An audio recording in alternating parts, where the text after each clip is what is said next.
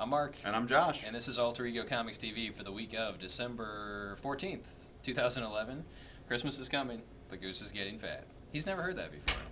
Please put a penny in the old man's hat. You've heard that, right? Right, it's a song on the Muppets John Denver album. Well, that's probably...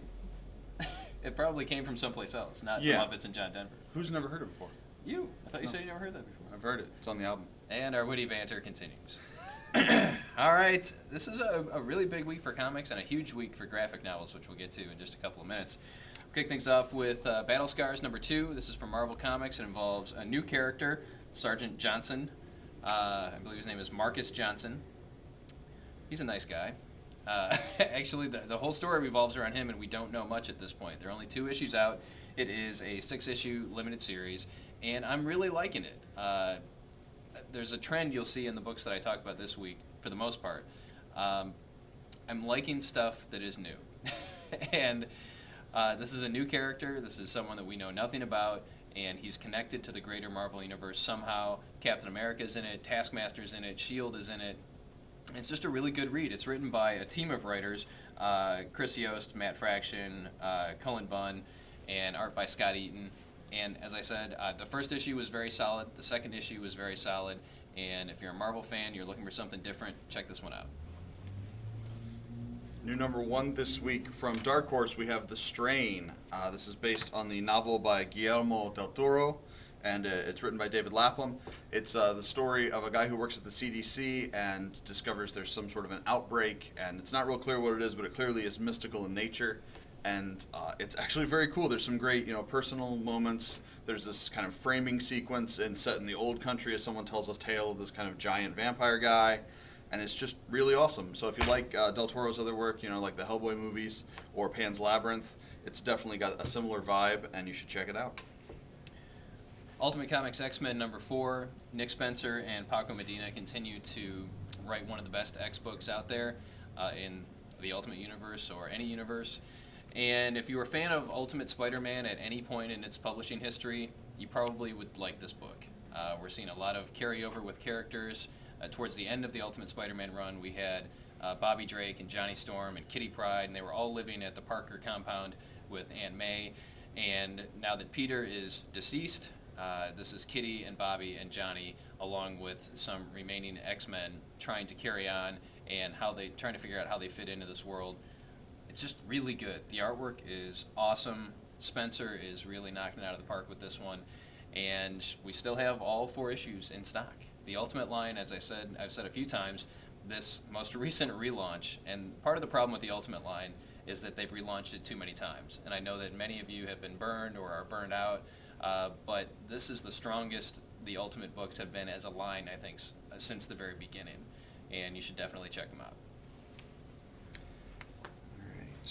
Continuing beating a dead horse, Avengers Academy #23. In case you hadn't heard, X-23's solo series is going to be canceled in the near future. And, well, it is canceled now. There's still an issue or 2 to come out. But in this issue, we see her appear in the Avengers Academy. And it's actually a really good fit. She's kind of damaged in a similar way to a lot of the other characters. And this is kind of a quieter issue. I mean, obviously, with X-23 showing up, there is some throwing down and sparring type combat. But mostly it's about setting up story arcs and developing characters and showing you where everyone's at emotionally, and it's a lot of fun to read. So, Avengers Academy is awesome. Frankenstein, Agent of Shade, issue #4, written by Jeff Lemire, art by Alberto Ponticelli. I've loved this book from the beginning, and I continue to love it. It is unique in the world of DC Comics in that the majority of these characters have only appeared in Grant Morrison written works prior to this point. Some of them popped up throughout the history of the DC Universe, but again, they're fresh, they're new, they're different, they're exactly what the New 52 is supposed to be, and the writing is awesome. I mean, in addition to Frankenstein and Bride of Frankenstein and the Wolfman and a vampire and the Mummy and a creature from the Black Lagoon that's a female kind of sort of character, you've got Ray Palmer. So you've got the Atom, who's using his shrinking powers to shrink stuff down. He works for SHADE, which is kind of like a BPRD type of organization. And it's very similar to the BPRD in tone. So if you like Hellboy, if you like Abe Sapien, the BPRD universe, you'll definitely like this.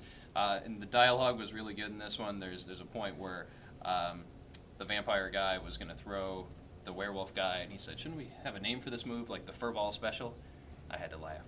Check it out. Frankenstein Agent of Shade will not let you down. All right, new number 1, Star Wars Agent of the Empire, Iron Eclipse. This is a new story involving pretty much all new characters. Essentially, you're following an Imperial agent, sort of a James Bond character. As a matter of fact, it's very clearly in the James Bond mold. There's an M analog and a Q analog, and it's really good. It's a nice fit, and you also get to see some characters from the original movies. This is set shortly before the original trilogy, so Han and Chewie and other characters from that era are out and about. And if you like Star Wars and you're looking for something that doesn't involve a lightsaber, it's an excellent read. Resurrection Man number 4, continuing with the theme of liking new stuff. Although Resurrection Man existed in a miniseries in the 1990s, soon to be collected as a graphic novel that we'll have in store.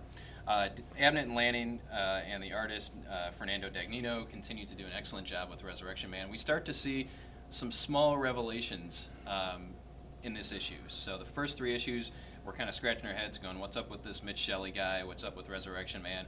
Every time he dies, he is resurrected with a new power. He's got Black Canary Sonic Scream in this issue, which is kind of cool.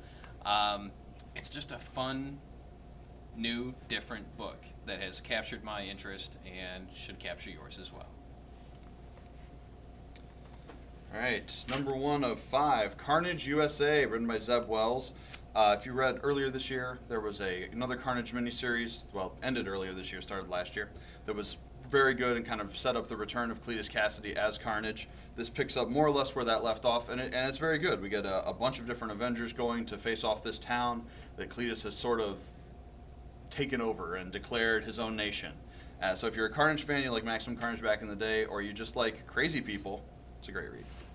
And the Avengers are in it. Yes, they are. It's good.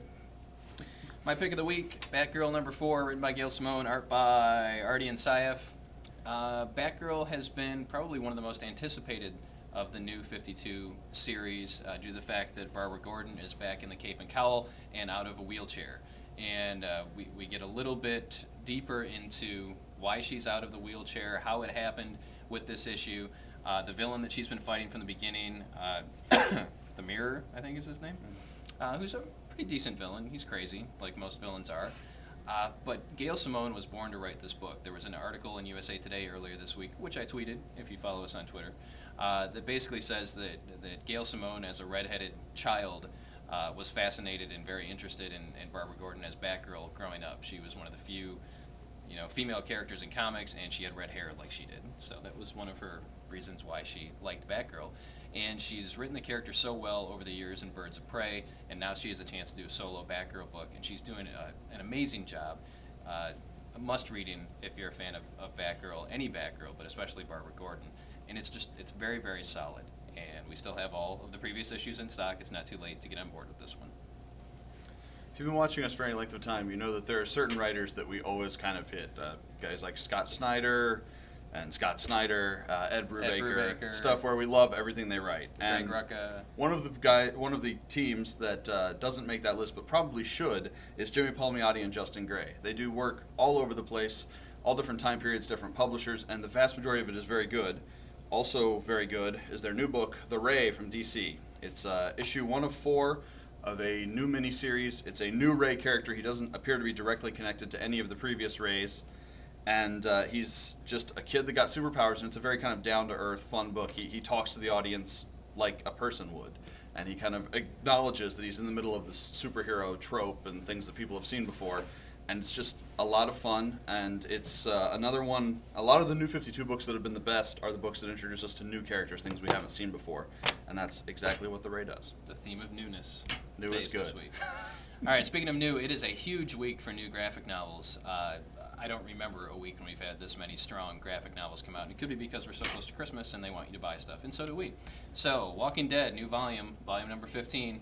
Come and get it. It's here. It only comes out about 3 times a year, and we get asked constantly, when is the new Walking Dead coming out? It's here. We have it. Also, Witch Doctor, Volume 1. This was a great miniseries from Image that we both enjoyed, that many customers enjoyed, and now you can pick it up in a nicely priced, no ads graphic novel. The new volume of Fables is out. Everyone is a big Fables fan. Well, not all of you, but you should be. And This was a superhero-themed arc in Fables, hence the big F on the front. Another series that we both loved in single-issue format is now collected. The Red Wing, written by Jonathan Hickman. If you're into sci-fi, if you're into time travel, if you're into just good, solid stories, Red Wing is for you. You'll recall that I loved Rocketeer Adventures in single issues published by IDW. This is an anthology series featuring the characters in the Rocketeer, and it's done by a who's who of great people in comics, from Darwin Cook to John Cassaday to Tommy Lee Edwards, and there are pinups by Mike Mignola and some other people. Nice hardcover, $24.99. Awesome, awesome, awesome. And nothing cluttering up the cover image, so you get the full scope of the artwork. And finally, Jim Henson's The Storyteller. This is from Archaea. This is a beautiful hardcover that is new stories, again, by kind of an A-list of writers and artists within the comic book industry, from Marjorie Liu to Ron Mars to Jeff Parker, Tom Fowler, Paul Tobin, lots of people contributing to this anthology book featuring Jim Henson's Storyteller character, which was a short-lived TV series, if I'm not mistaken. But you know, the world owes a great debt to Jim Henson for creating the Muppets and Sesame Street and Labyrinth and Dark Crystal to a lesser degree, and just all the cool stuff that Henson did and his company continues to do. And this is just amazing looking. I actually didn't have time to read it yet, but I'm so looking forward to it. All right, well, we've got about a week to go before Christmas. Still plenty of time to come into the store and pick out some goodies for yourself or your friends and family. We've got great suggestions. We're here to help you, and we hope that you'll stop in and see us at 230 North Main Street in downtown Lima. Follow us on Facebook at facebook.com/alteregomaniacs or on Twitter, twitter.com/alteregocomics. Leave questions and comments below, because we do love to hear from you. And again, thanks for watching. As we head into our second year of videos, we'll see you next week.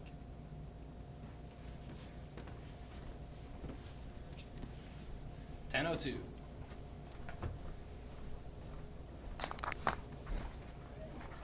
Come on,